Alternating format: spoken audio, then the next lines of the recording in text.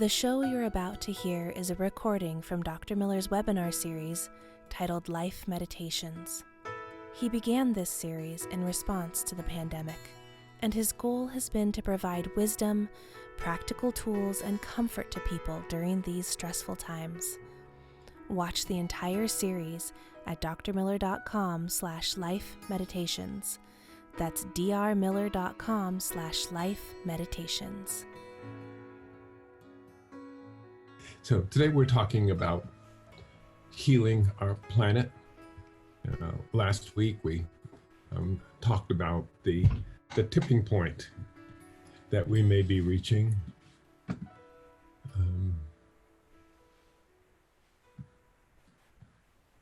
And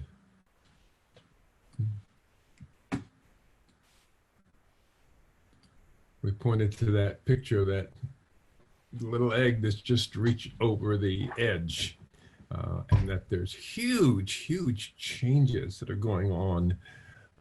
Some of us are becoming aware of it, and a lot of us are pretty much trying to stay in denial, and I can't blame you, because there's a lot of stress associated with actually becoming aware.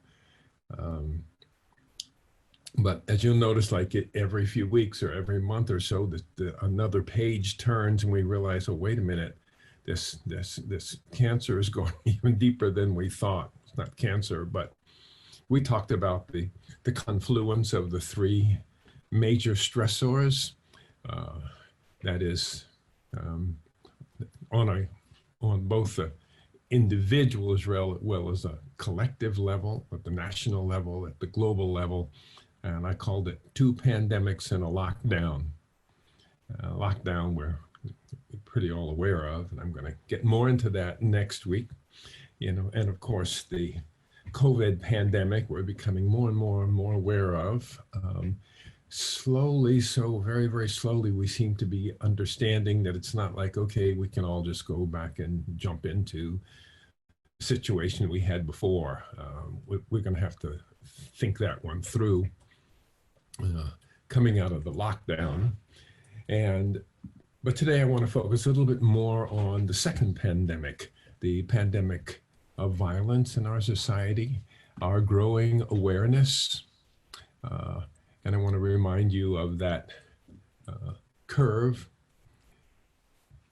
the tipping point curve, you see, where you have the early innovators, then the early adopters, and then you come to the chasm. That's the chasm in terms of the current issues out there. We've come to the chasm before, but we've slipped back. We didn't make it across the chasm. If we make it across the chasm, then it's possible that we can have transformative change. And of course, at the personal level, but also at our collective level, at the national level, and at the global level. You know, what we do here has an effect at the global level. We see everybody protesting about George Floyd here in our country, but guess what? They're protesting around the world about that, because they recognize that what they're seeing in our society over here is a reflection of what they see there. And they're on board. Hey, what do we do about changing this situation on a global level, not just on a national level? Our newspapers keep telling us now that America's had enough, and we want to do something about it. At least it appears that we want to do something about it this time. We're marching for justice in unprecedented numbers in small towns, big cities across the country, thousands of people giving voice to the grief, the anger, the generations of Black Americans have suffered at the hands of the criminal justice system. Young and old, Black and white, family and friends are joining together to say enough, but will it be enough to cross over the chasm? As I look at it, it seems that we're beginning to recognize the enormity of the problem here.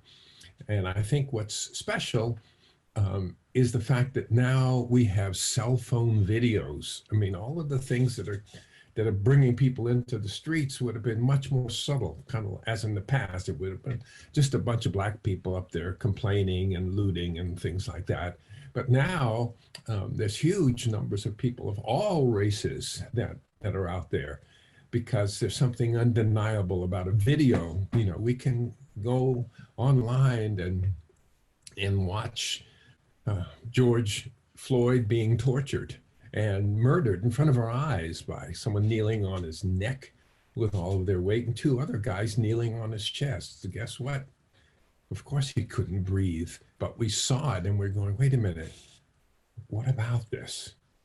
And we're becoming more aware that if something's going to be done, it's really going to have to be all of us that take part in doing it. That the black nation or the black people of the nation themselves are not quite capable of doing it alone. They don't have the wealth, they don't have the power, and they don't have the privilege. But perhaps they can do something if there's some help from the other side. And we're learning things like who knew about the massacres in Tulsa, Oklahoma? We're marching now, and we're changing the landscape in certain ways that we know of. And we've learned about Tulsa, how basically an entire community, and this was a wealthy community, a whole bunch of uppity black people. They used to call this the Black Wall Street, because people were beginning to make money, and some of that wealth disparity was changing. And well, a bunch of white fellows felt that wasn't a good idea, so they burned it to the ground. And then there was Roseville right there in Florida, and the massacre, another group that just kind of got wiped out in that way. And well, we didn't know that before, but that's coming to the surface now, because it's a different world. We have the information explosion. We have our computers, and we can get on there. You want to see what happened in Tulsa? Just go to your computer, go to your cell phone, take a look. All of these things that weren't known of by us before are coming to light more and more and more. And that's a lot of what I'm talking about here today. Is not just one simple thing that's going on, but I mean, if we just kind of take a look at what's happened to us recently, when February 23rd, there we were, treated to Ahmaud Arbery being shot on the street as he was jogging through the neighborhood. And we got to see it happen. And, that was February 23rd. No one was charged for anything until May 5th. And only then, when a 36-second video was leaked, that generated the nationwide outcry that led to what happened this week, where the three white men who ran him down and shot him, basically, and I guess they were scared. They thought maybe he was a crook or something like that. And of course, they descend upon him, and of course, he's going to defend himself because he's scared, and it's a good reason to kill him. March 13th.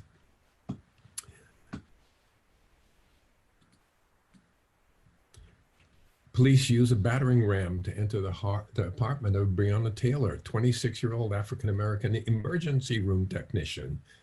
Apparently a beautiful woman who had wonderful goals in life, the kind of thing that we'd like to see from all the black people who are out there who are really, who care about themselves.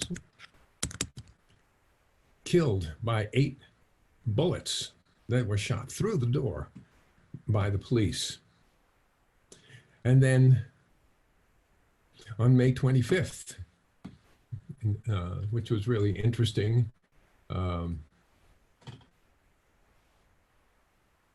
in New York City, there in Central Park, where Christian Cooper is watching birds. Interesting guy. He's 57 years old, a Harvard graduate, a member of the Audubon Society and a civil rights activist. And he politely asks a woman to put her dog on a lead, as is required by law in the park. She refuses and becomes increasingly aggressive, and eventually calling the police to report, "There's an African American man threatening me," right? This is the threatening guy. But he had his camera, so he was able to show it, and we got to see that. Then, later the same day, we had a chance to see that horrible scene of George Floyd being killed on the same day because they thought he had passed what may have been a counterfeit $20 bill. And of course, his name has become widely known because he's a metaphor. And then on June 12th, all of these in a tight little bunch that we're learning about the guy who's obviously inebriated, and you can hear the recordings of him having a perfectly nice conversation with the police. And finally, he starts to run away and he's shot in the back. And that just doesn't feel right to so many people. So these are the kinds of things that we have going on now, and that are awakening us to the fact that maybe there really is something that needs to be done. George Floyd's name is really a metaphor for the stacked inequalities that are producing this, which may turn out to be our American spring. Remember the Arab Spring? And perhaps we get to see a little more deeply into this underlying culture of thinly veiled violence that white America has been pretty much in denial of. Black America is not in denial of it because we live it every single day. And we watch this casual sadism of the manner in which George Floyd is killed by a police force that is pledged to serve and protect. This has become a symbol for the brutal inequities that the Black population has been forced to endure, the grief, the poverty, the malnutrition, and the disease that falls disproportionately on the Black race because of the institutionalized racism. Race in our country is a shorthand for just the inequalities between whites and African Americans. Look at infant mortality, morbidity, unemployment, income, wealth. Facts they face daily, but is pretty much unknown to most whites. And it kind of reminds me of back in the 70s when I became aware in my practice of how many women had been sexually abused as children. People were still going by the Freudian principle, oh no, this is just their penis envy. Well, it wasn't penis envy. And when we started to look at it in the 70s and 80s, we began to see that a large percentage of women have been abused in that way and are suffering PTSD as a result of it. But we didn't know until then. And then the discovery of the tens of thousands, of the hundreds of thousands of little children who were being abused by Catholic priests. You don't know until the information is made available.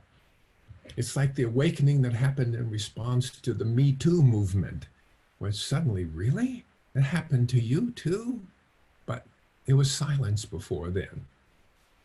But now, in the current situation, we can see the violence against the Blacks, against the protesters. The protesters are protesting violence, and the police are saying there is no violence, and yet we see a 75-year-old guy shoved to the ground by police, who then simply walked past his bleeding body.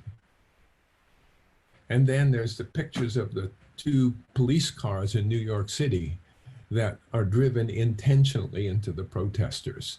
And then the 2 college students who were shot with stun guns as they're sitting in their car.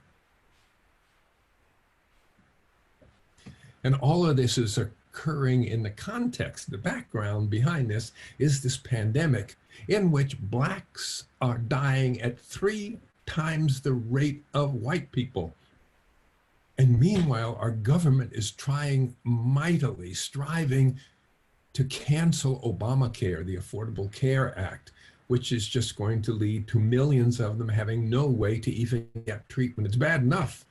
The statistics show that when they come in to get tested for COVID, they're turned away much more rapidly in much larger numbers than white people are. Well, does the frustration and anger surprise you? Just because this is the information that's there. Obviously, the social contract has been broken. The agreement is, okay, you can have guns, you have the right to guns, and you have the right to helicopters and armored police cars, and in return for that, you protect me. But if you're not protecting me, then why should I live up to what you're doing? In other words, the whole notion of civil disobedience is what's going on. So, and on top of that, there are the people who are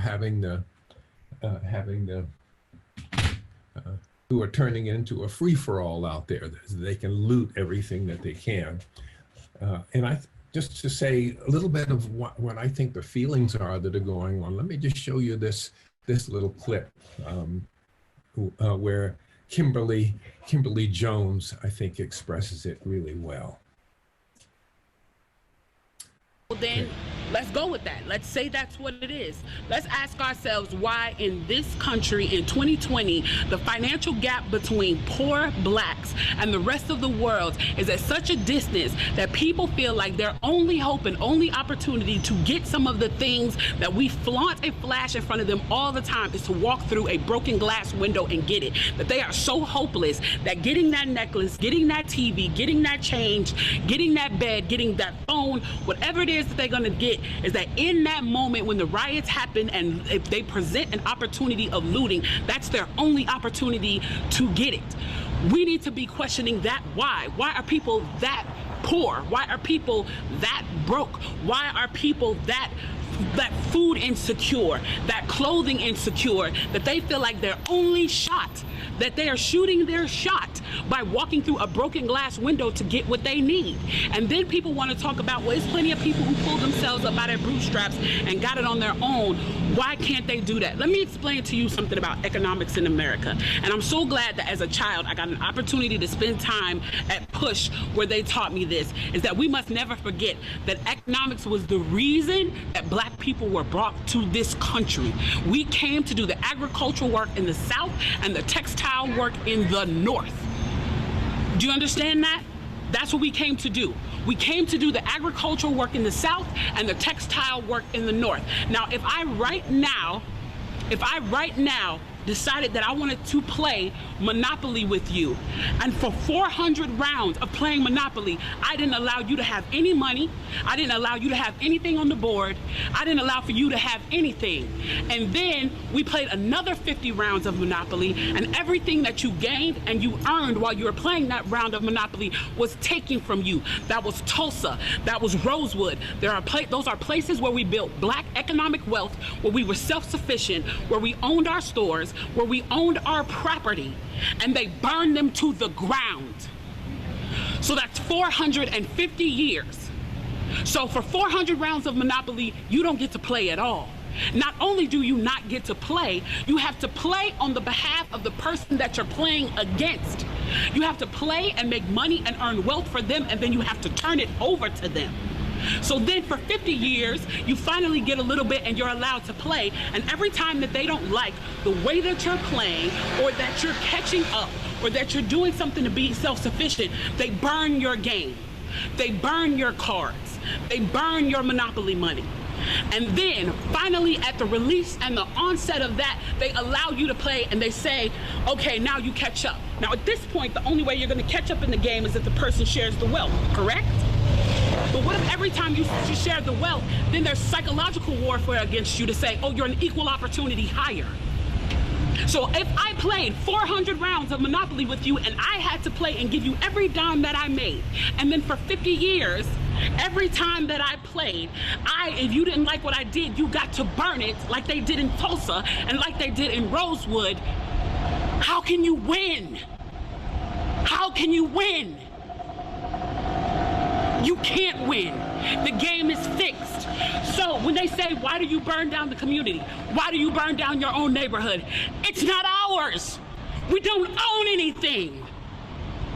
We don't own anything. Trevor Noah said it so beautifully last night. There's a social contract that we all have, that if you steal or if I steal, then the person who is the authority comes in and they fix the situation. But the person who fixes the situation is killing us.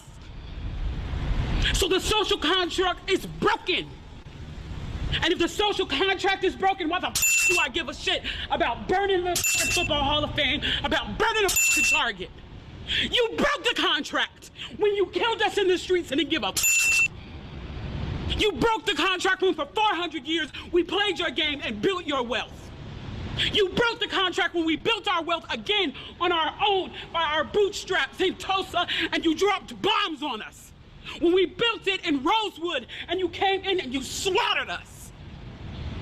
You broke the contract, so your Target, your Hall of Fame. As far as I'm concerned, they could burn this bitch to the ground.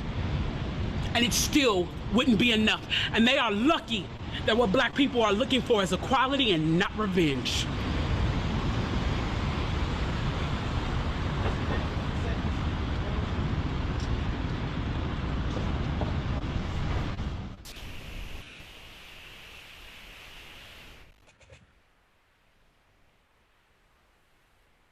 Okay. I think maybe you can get a feeling of the, shall we say, righteous indignation that Miss Jones is experiencing. You know, my way of thinking is that there may indeed be something there that we need to pay attention to. And I think it's a really good idea for us to consider the possibility that, in fact, there's something there that we need to be paying attention to. If we don't believe it's possible, then we won't be able to see it. So maybe we can open our minds and say, you know, maybe there's something going on here, instead of turning the channel off whenever another revelation comes up. Maybe we could look at it, maybe keep score in our own mind. But for me, I see all of this is just the most visible symptoms of a deeper disease, the one that I described in Our Culture on the Couch, 7 Steps to Global Healing. It's hard to believe that it's happening right here in our culture, of how much denial they've been. It reminds me of China, where China won't do business with anybody who publicizes the fact that the Tiananmen Square massacre took place, and we shake our head and say, what? They're just going to deny something that big? Yeah. And the people who live there don't know. That's the way that we have a tendency to not know here. So again, what I'm saying is that it's the information that we need. When we find out the truth of what's going on, just as we did when the abolitionists showed us what slavery was all about, and when we saw the gross inequality where that was changed by the Supreme Court ruled separate but equal back in 1896 because it was so horribly unequal. And then, of course, the Jim Crow laws kept the problem going, but then the Civil Rights Act of 1964 and the Voting Rights Act of 1965, those things came about when we woke up, when Martin Luther King stretched his time up there on the podium and said, I have a dream. You know, how fortunate we were that that took place, but that opened our eyes and the world changed. So I think maybe it's time for us to open our eyes now. Yes, it's true that there's been terrible brutality against the blacks, but it has been against the Irish, it has been against the Italians, been against the Jews, and on, because we live in a culture that's been built on violence, on slavery, on denial of the truth. It's like the statues that are being pulled down all over the place. I mean, who knew about the history of some of these people?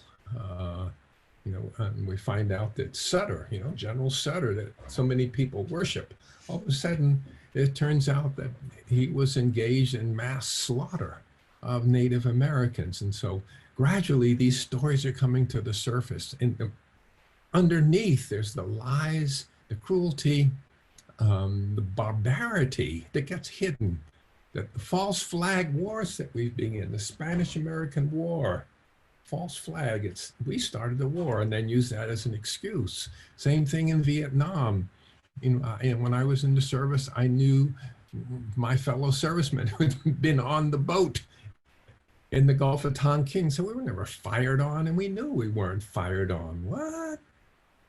59,000 Americans got killed in the war, a couple of million Vietnamese, and hundreds of thousands of wounded, permanently wounded, and post-traumatic stress disorder suffering Americans. How did that? And then the war in Iraq, supposed yellow cake uranium and weapons of mass destruction. What's going on? We need to see these things, and I think that what's underneath this is this violence that really needs to be that we need to change. And that's what I'm talking about when I'm saying now, let's make a change. And the change that has to take place has to start in here. We keep waiting for the politicians to do it, to come and save us, and we go out and we elect them. Yeah, we're gonna be saved, but okay, it doesn't look like that's going to happen.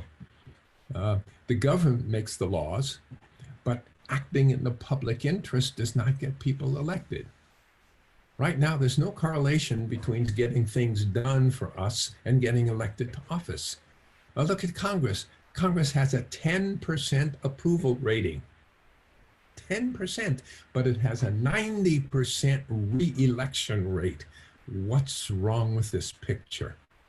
They're not going to change it. It's up to us. So let's relax for a moment. Let's get to the good news.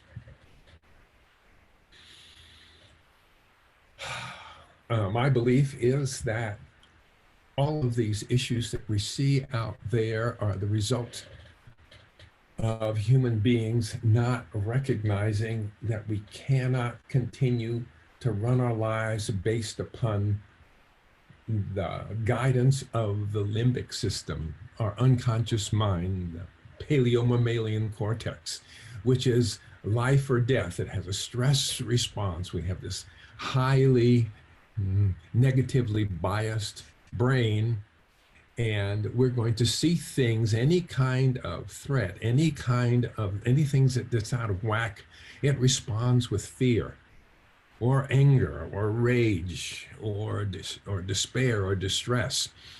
Those feelings are meant for problems of an immediate life or death situation, like being attacked by a lion or by falling off the edge of a cliff. If you don't react in the next 5 or 10 seconds, you're dead. But the problems that we have now that we're dealing with are not 5 or 10 seconds from death. And the way we respond to being 5 or 10 seconds from death is to empower the muscles of the body, stop digesting food, stop creating anything, and save your life. But part of that reaction is to shut down our imagination, to shut down our ability to think creatively, because if a lion's after you, you don't want to be enjoying the beautiful color of his fur, or the color of his eyes. That's why we don't solve our problems, and that's why Our world is going in that direction. And there is a massive amount of money that's being spent to keep us afraid, because when we're afraid, we will have a tendency to accept whatever apparent solution is given to us. And that's how we're sold goods. You're not good enough, you're not smart enough, you're not bright enough, but our new products is going to save you. Or that's how we get our people elected. The world's going down the hill. It's terrible. It's terrible. Look, this is going to happen. But if you vote for this person here, our guy, and it's basically a hypnotic technique in which you destabilize a person, in which you throw them into a moment of confusion, and then you suggest to them a solution. And that solution tends to be accepted by the unconscious mind. That's what's going on. And so much of my work is devoted towards explaining that. Take my word for it. That's what's going on. We are not making the decisions that are going on out there in the world. We think we are, but we're not even in our own lives. We need to learn a little bit about how to take charge of that other part of us. And the way we do that is by going into a place of relaxation and peace, coming into the present, shutting off all of these distractions, and by realizing that you can be at peace in the moment. And from that place of peace, accessing the power that you have within to guide your life, to bring forth your talents and your skills and your abilities, and then direct that toward creating the future that you want to create. Remember, future's not a place you're going, it's the place you're creating, and you're creating it right now in this moment. And if you can believe that, you can do it. If it doesn't make any sense to you, it's going to be a good deal harder. So let me go ahead and offer you an experience of doing that. And the purpose of this experience is going to be to begin to envision and dedicate ourselves to a world that works for everybody, one in which we don't see some of these horrible things that are going on out there. So let yourself find a place to relax comfortably.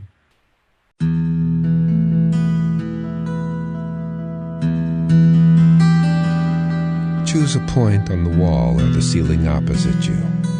Or, if you're fortunate enough to be outdoors, choose a point in the distance, perhaps something colorful, perhaps something beautiful if you wish. Informing your nervous system that you're going to be consciously in charge of your awareness for the next few minutes, and that regardless of what your nervous system might be attracted to attend to, this point is the only place that your eyes need to be. And as you allow your inner awareness to follow the sound of my voice, and the sound of the ocean, the sound of the music, you notice that even that point that your eyes are focused on gets smaller and smaller until it fades away even from your internal focus. Everything dissolves into a blur. And you may give your eyelids permission to close. And as they do, simply allow your eyes to gently roll upward behind your closed eyelids, and to focus on a point there on the back of your forehead, as if you could see the word relax, or something that symbolizes relaxation to you right there on the back of your forehead. And give yourself permission to come into this moment, into the here and now, as if you are allowing yourself to believe that here is the only place there is, and now is the only time that is here. And to intentionally choose to accept as true that right now, this is the only moment that really exists, that the past does not exist, and that not even a single second of the past can ever happen again, that the past is just a story in a book in your mind, that you have the ability at this moment in time to put that book on a shelf in the back of your mind and choose to write your own story with wisdom and to choose wisely. Choose to focus on the truth. The future is not somewhere you are going. The future is being created by you right here in this moment. And you can give yourself permission now to focus all of your awareness on this moment and let thoughts of the past or the future fade into a blur and disappear completely. Good. Now become aware of where you are right now on the surface of our planet. Think about all the water and all the land that makes up planet Earth, and sense the connection that you feel to this world and the caring that you have for the planet, the purity of its waters, the clarity of its air, its precious minerals. Make room in your thoughts, in your heart, for all these. And bring to mind the vast variety of Earth's green growing things, the trees that supply our oxygen and building materials, the plants that provide food and medication, even the invisible plants that break down complex molecules to produce compost. And make room in your thoughts and your heart to care for these fellow living beings, the plants, the givers of energy. Now sense the wonderful variety of animals, from the smallest one-celled creatures that form the base of the food chain, all the way up through the fish, the reptiles, through the feathered, flying creatures, to the warm-blooded mammals, the wild ones, the domesticated ones.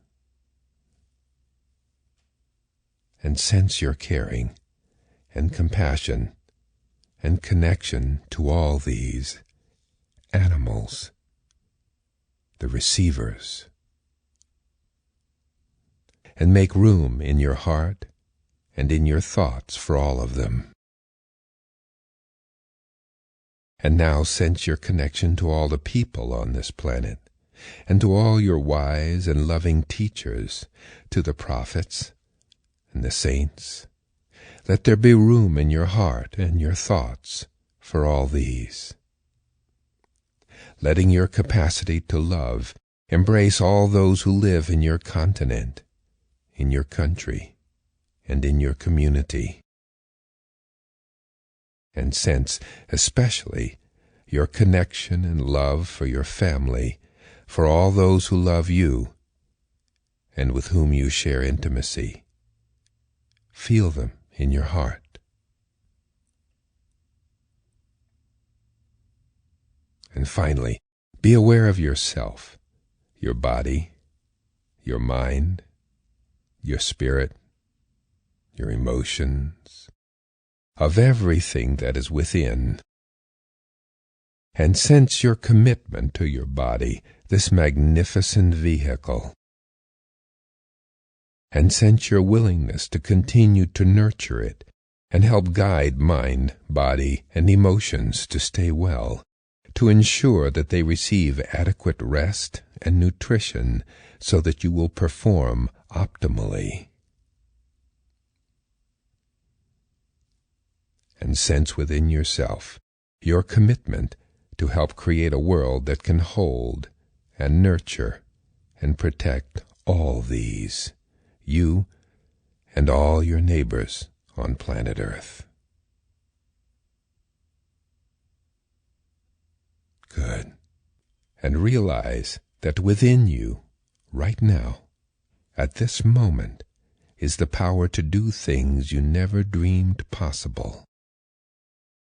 And this power becomes available to you when you choose to take charge of your awareness to guide yourself to relax deeply into the present moment. Empty your mind of unnecessary thoughts. Become aware of your deepest values and what you want to be the driving force in your life.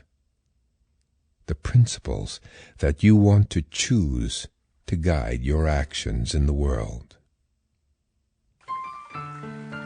Now let yourself travel on your magic carpet to your special place within, that sacred space, floating through inner time and space to a beautiful place in nature, a beautiful meadow or a lovely beach, wherever you can feel safe and loved.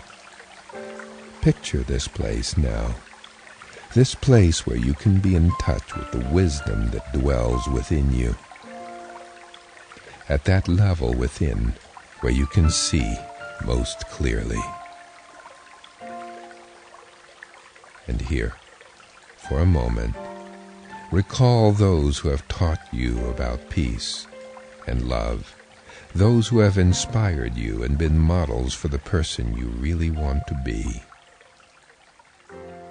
And aware of their love and kindness, the generosity and patience, the forgiveness and compassion, wisdom, courage, and honesty their lives have taught you. And feel the resonance within your heart. And know that there is an important truth deep within you, that it is better to light a single candle than to curse the darkness. And know that you are no longer alone, that other candles are being lit all around you now, and their light is beginning to merge, sensing within our shared commitment to strive together, at home, at work, throughout the world, toward the shared goal of a global human community where peace, harmony, and creativity prevail. And aware, at a deep level, of the values we all share, and the connection you have with those around you, in your community or church or your workplace or in your online community, and imagine that the light of your spirit, of your deeper values, your purpose and commitment is spreading out to all those around you.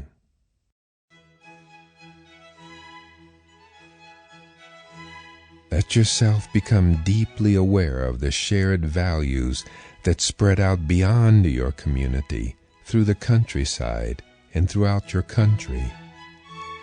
Aware that in our global village there is a shared heritage, a shared set of values, and a shared consciousness that unites you to the vast family of 5 billion human beings living in the fragile biosphere on the surface of this tiny, spinning planet. And feel your energy joining with that of all those kindred spirits who are awakening.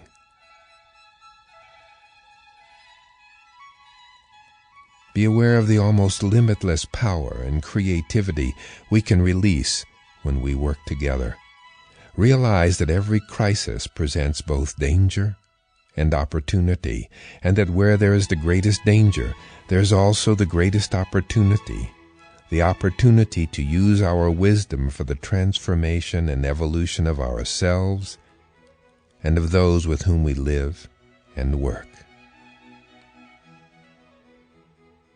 And know deeply that opportunity begins right here, right now, in the very center of your being, as life renews itself again and again with each new breath.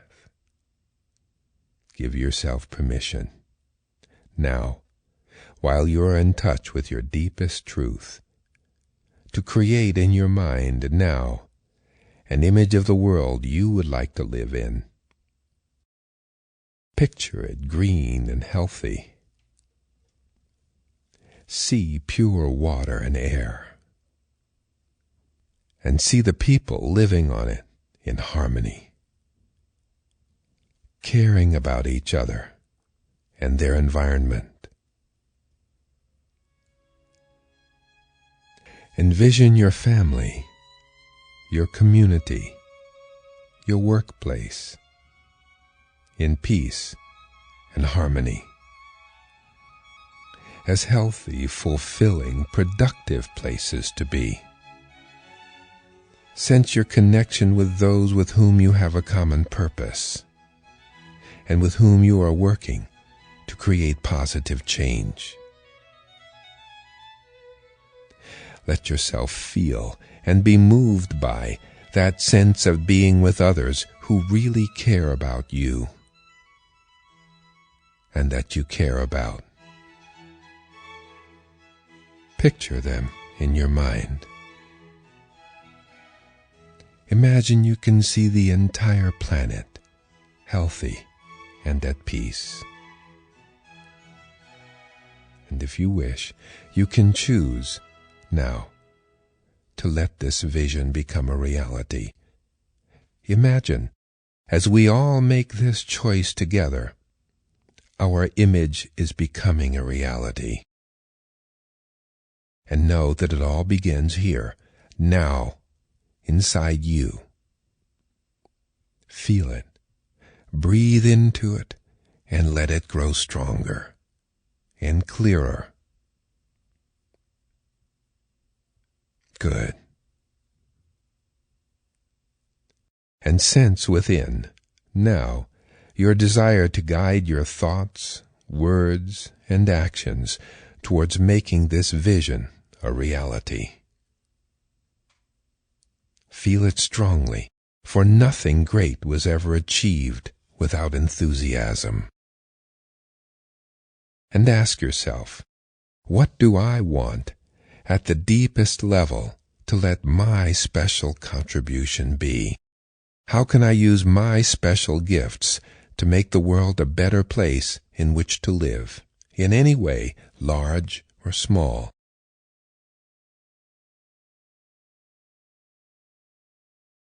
How can my behaviors serve love and connection rather than fear and isolation?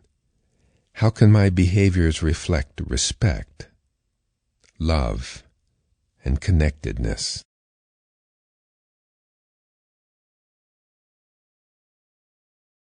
What do I feel motivated, positive, and even enthusiastic about doing?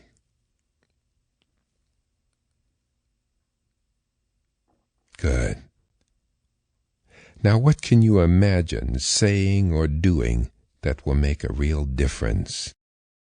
How powerful, effective, and committed can you imagine yourself? And imagine yourself actually doing this. See it clearly in your mind's eye. Put yourself into this image, applying yourself fully, giving of yourself deeply, and feel how good it feels. Experience the excitement and the enthusiasm of using the best parts of you to bring about a change you really care about.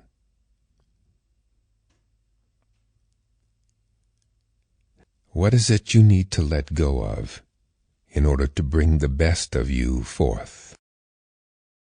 What attitudes? What kind of thinking? What kind of relationships? Whatever.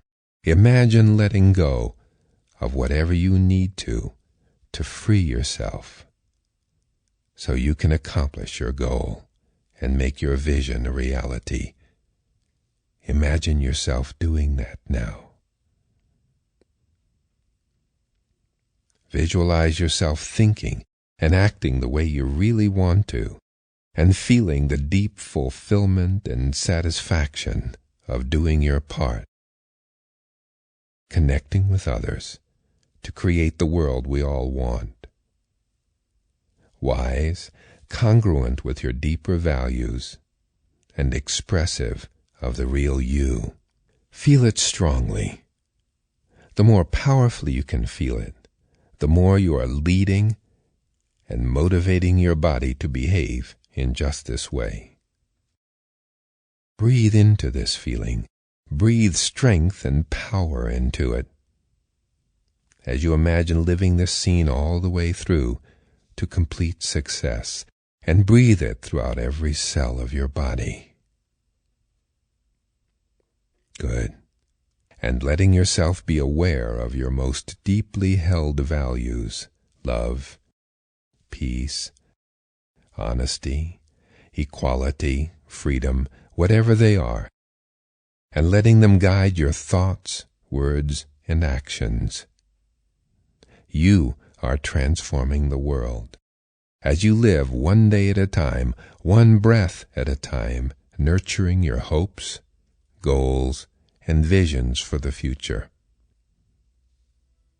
Living this day well, knowing deep within that tomorrow's strengths will come tomorrow. This is your mind, and this is your life, and you have the right and the power to choose what thoughts and images are held in this mind. To know your beliefs belong to you.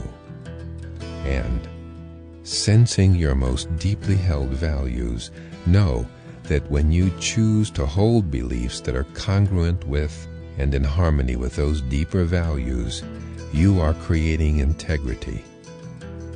Understanding that these beliefs are giving rise to your future. And each time you picture yourself living your life in the way you really want to, you are more and more this person, because this is the person you really are down deep inside. And each time you go within, you are able to access your deeper wisdom, your deeper love. And each time you imagine behaving in harmony with your values, your inner wisdom, and the vision you have of global healing, you are leading your mind, your body, your words, and your behavior along the path you know is right for you, fulfilling your duty to the deepest part of yourself. And in a moment, I'm going to count from 1 to 5. And as I do, let yourself float back on your magic carpet to this place here, where your body is resting comfortably, bringing back the relaxation with you. 1, floating back. 2, feeling more and more awake to the environment around you. 3, coming back with a feeling of inspiration and enthusiasm, feeling rested like you just had a long sleep. 4, coming all the way back. 5, letting your eyelids open and thinking wide awake. Good.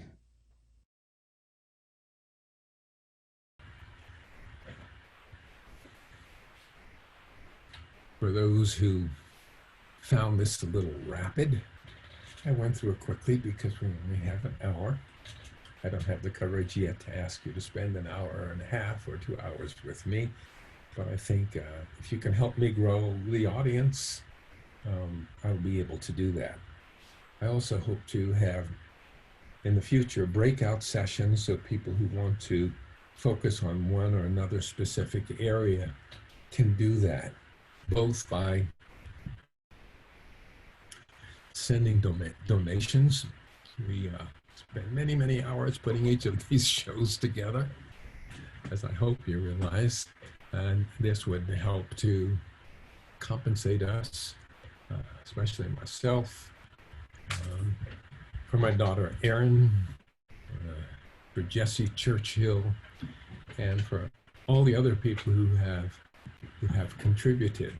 So if this has been a little bit fast for you, then you can watch the past webinars right there, which is described up on your screen. So you can go to drmiller.com/lifemeditations, drmiller.com/lifemeditations. You can listen to this again and again.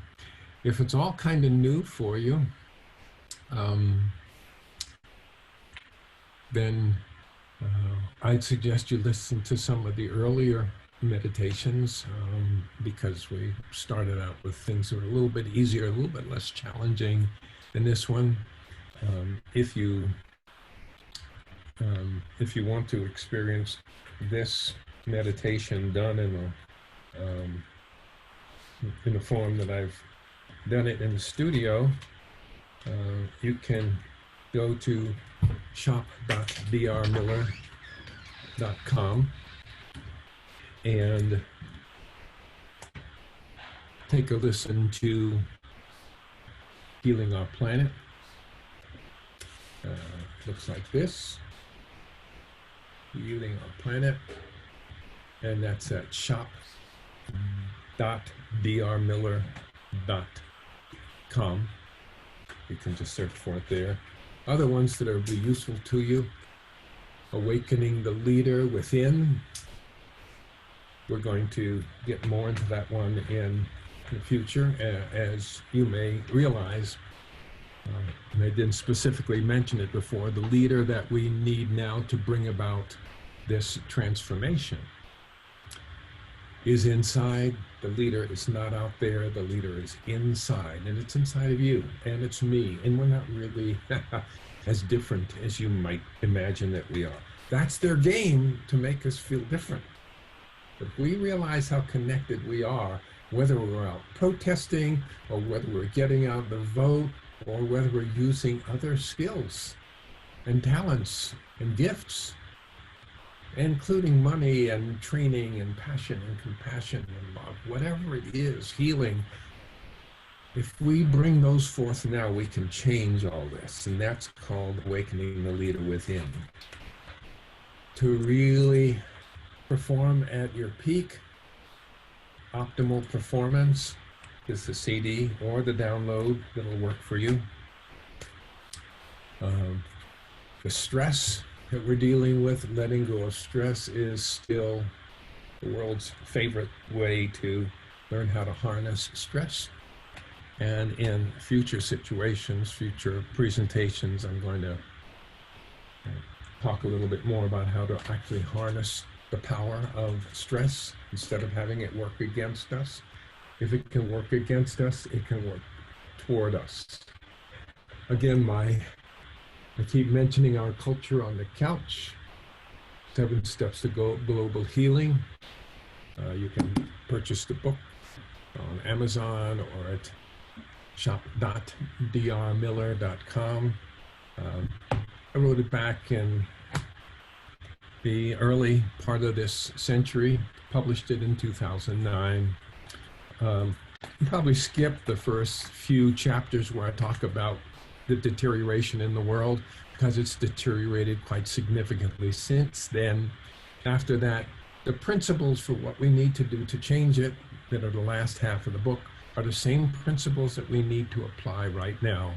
I put many hours into trying to give you the scientific reasons that this is true. And you can get a free copy of it if you sign up for our newsletter. If you haven't downloaded it yet, go ahead and download it. It helps you make sense out of the things I talk about here. Next week, we're going to talk about what to do as lockdown comes to an end. That produces a whole other bunch of stresses. And I want to talk about how we can get through theirs better. There's my other information that may be of value to you. We'll post up on the screen. So there's the suggested programs listed up there. Questions and comments can go to Aaron M, A-E-R-O-N-M @drmiller.com for coaching sessions, or there's room perhaps for a few more people in my medical practice, but for coaching or medical practice, you can go to that number there. Call Lisa at 530-478-1807, extension 1. Upcoming webinars will be on a calendar that's continually updated at drmiller.com/calendar. We will be shifting to Thursdays next week. Yep, at 11 o'clock on Thursdays instead of Friday. We'll be going to Thursdays at 11.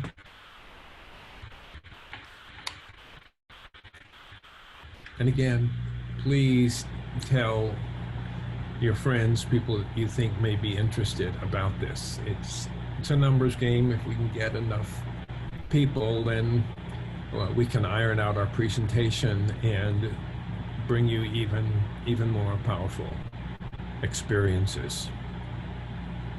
Again, it's so important to have some kind of regular, ongoing, deep relaxation or meditation experience in your life.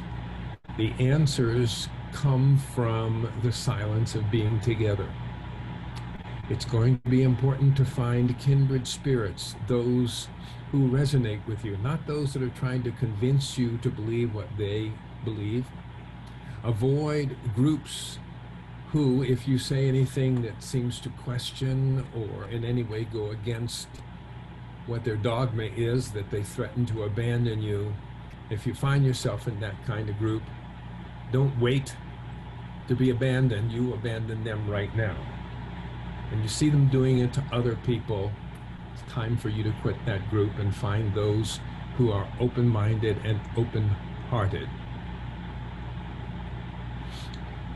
Again, sometimes it feels irrational to follow your bliss. Sometimes it's really good to have a partner, a coach, a guide, someone that you can trust, who's read what you've read, who can resonate with what you're going through to help you see the rationality and the importance of following your true bliss. And again, through going into the depth of the present moment helps you find what your true bliss is. Your true bliss is not another can of beer, another puff on a joint. It's not. Go deeper. Your true bliss has nothing to do with winning a victory over someone else. But when you find people whose beliefs are different, you find yourself getting into a debate, it probably is not going to work. It can make you feel very righteous because you're upholding something you believe in, but usually you're just driving the other person further away. That polarization that I talked about in my book 12 years ago has just become much more severe. It's just like people will yell at you for wearing a mask in public because to them that's a political statement, or else it's a political statement if you're not wearing a mask. We're so polarized now. So rather than debate, you want to learn how to have dialogue. You want to have dialogue. Write to me and I'll send you a form that compares debate and dialogue so you can see the difference between the two. Dialogue means listening to the other person, listening with an open heart. And if you're not willing to listen to me with an open heart, then we can't have a dialogue. We can have a debate, but that's just going to drive us further apart. So when you're ready to be open and to truly listen, and not think about how you're going to respond to what I'm saying, but open your mind to the possibility that something in what I'm saying may have truth. Maybe a lot of it that you've never learned about before. A good book for that is Getting to Yes. It's from the Harvard Negotiating Project. Getting to Yes, very famous book. Shows you how you can get to yes with people. When does being careful become paranoid? If you're in, the older you are, the worse the inflammatory diseases that you may have in your body, high blood pressure, kidney disease, diabetes, if you're over 50, more so if you're over 60, more so if you're over 70. All of these mean you have a higher likelihood not only of getting the disease, but of getting it at a much more harmful way, a lot more morbidity and even possibly death. You know, as if you're a young, vibrant, healthy person that's never been sick in your life, well, you don't need to be nearly as careful. When you get into those high risk areas, maybe you're running a 5 or 10% risk of dying and probably a 20 or 30% risk of suffering damage that's going to affect you for the rest of your life. Whereas if you're this young person, your likelihood of that happening is a fraction of a percent. So I don't know, the moment you get in your car to drive on the highway, or the moment you get on a plane to fly someplace, your likelihood of dying or being injured goes up very significantly. But that doesn't mean you don't fly. Nobody can really choose for you. But if you're in a high risk group, and if you're going to be around other people, and if you're likely to be closer than 6 feet, then you want to be more careful. If those people are going to be singing or yelling or coughing or breathing hard from jogging or exercising, you will want to be at 12 feet in terms of your distance. I don't have a great belief in the mask as protecting you from anything other than droplets that are in the air, but they do protect other people from the moisture in your breath should you be a asymptomatic carrier, and certainly if you have the disease. So if we're going to be in this together, we need to protect other people. So bottom line is we should all be wearing the masks when we're out there. End of story. If you care, if you're compassionate. And those people saying, oh yeah, come on down to the rally, come on down to the bar, we don't need to think about it. Yeah, you may survive this, but you may be responsible for somebody else dying because they breathed in your air and they have a significant risk factor inside. Take a look at what's happening in Texas and Arizona and Florida because they've decided to not pay attention.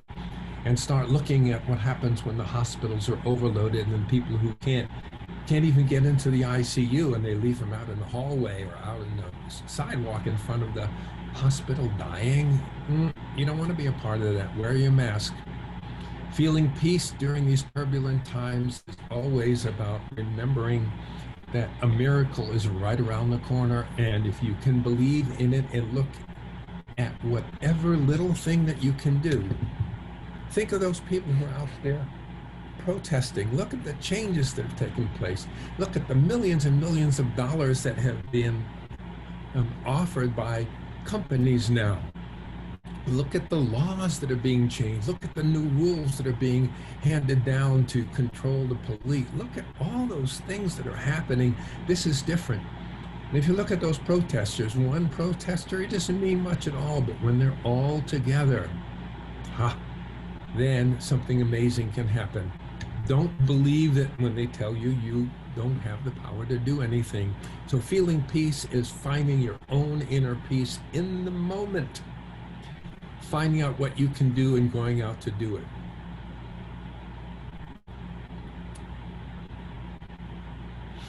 Dealing with feelings of grief, it's important to go through the grieving process. If something is lost, grieve it's lost. Grieve it, and then let go. Don't hang on to it. Helplessness is what we call learned helplessness. You're not helpless. Do something. Get a goldfish and take care of it. Go and volunteer somewhere. Find people who are being active and just call, say, look, I'm not ready to go out and march because I'm in a high risk group, or I'm super careful, but what can I do to help you? Can I send you food or money? Can I pack you lunch? Can I knit you a cap? What can I do? There is something. There is something you can do. Look around. It can work. What we're seeing is the tip of the iceberg. Let's lift that sucker right up out of the water. This is what we need to do to evolve as a society. Keep being grateful for the beauty that is in your life, for the privilege that you've had. You're listening to me over a computer now, aren't you? Can you feel the gratitude? And then ask what it is. Ask your spirit. Ask what's deepest within you. Academic institutions will be around in the future. They will change, and they've been wanting to change in the direction that we're talking about today. Look forward to some amazing new courses coming about in institutions of higher learning.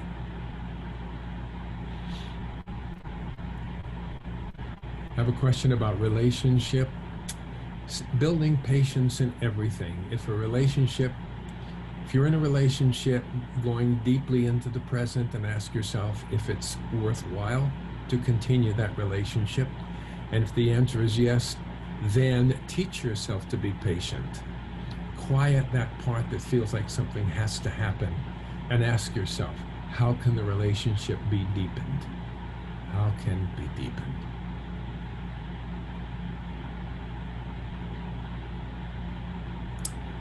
Good. Well, that's all I can do for today. I hope that's been useful to you. Again,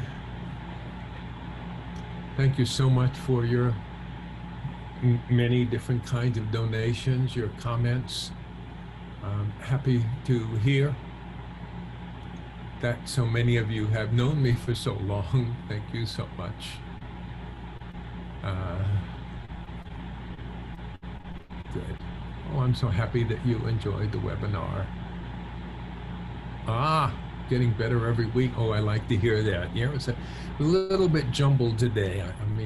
I only went through about half the notes I had. That's why it was jumbled. I skipped a lot of really good stuff, but we're going to move on. We're going to come back to leadership. We're going to come back to healing the planet. We're going to come back to spirituality. And we're also going to come back to dealing with specific things like how to harness stress for peak performance and how to deal with specific illnesses that we may have. So keep in touch. Again, get the newsletter. Oh, and send invitations to the newsletter to all your friends and tell them to send it to their friends. And that's how we can grow exponentially to do what we have to do here. To those people who say God will protect them, I think there's always that story about the flood that came, and the flood was coming up to this fellow's front door. A motorboat came by and says, "Come on, hop on and we'll take you to safety." He says, "No, God will protect me." And pretty soon he's up on the second floor of the house, and they come by with another bigger boat and say, "Come aboard," and we'll say, he said, "No, God will care for me." And finally the water's filled up all around him. He's just there on top of the roof, and they send a helicopter and drop a ladder, and he says, "No, go away, God will protect me." And of course, eventually he drowns and he goes to heaven. He says, "God, how come you didn't save me? You promised you would save me." And God says, "What do you mean? I sent 2 boats and a helicopter. What more do you want me to do?" Right? So yes, God will protect them, but must ask, is there some help? Is God sending them any other messages? And if so, don't miss them. Saying that God will protect you can also be a way of being in denial. Suggest that they consider that possibility. That's all. That's all you can do, is share the possibility and then throw it out if it doesn't appeal to you. So have a wonderful, wonderful weekend. Keep your light shining. Bless you all. And by all means, stay tuned.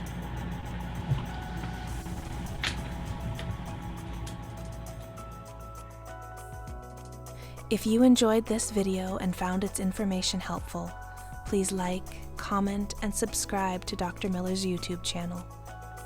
Doing this will help to get Dr. Miller's content to more and more people.